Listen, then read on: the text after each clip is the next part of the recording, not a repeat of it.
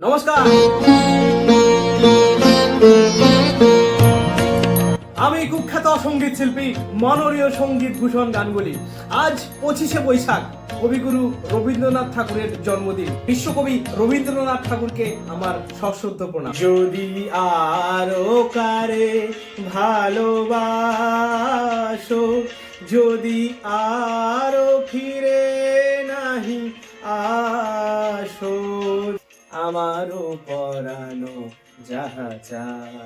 হে বৎস, অদ্য এই 25শে বৈশাখে রবি কিরণে উদ্ভাসিত এই পুণ্য লগ্নে সেই বিশ্বকবির অপরূপ সৃষ্টিকে তুমি কি কণ্ঠে ধারণ করিতে প্রস্তুত, নাকি আজও ডিজে দানব তোমার এই মস্তকে নৃত্য করিবে?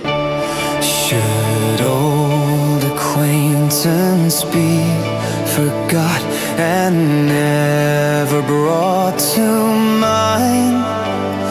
Should old acquaintance be forgot in the days of old lang syne?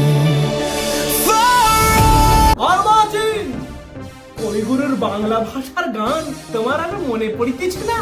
Master, we are Gen Zs. পুরানো সেই দিনের কথা এখন পুরনো। Now low 5 beat with English version is cool. রোমহর্ষক। মাস্টার, রেগে যাচ্ছেন কেন? সময়ের সাথে সাথে পাল্টানো দরকার, আমাদের পশ্চিমবঙ্গের মতো। ওরে পাষণ্ড তোর ও মুন্ড খণ্ড খণ্ড করিব, যত অস্থি হাড় হবে চুরমার, এমনই আছাড় মারিব। বাদ দেও সব, আজকে পূর্ণ লগ্নে একটা রবীন্দ্রসঙ্গীত হোক।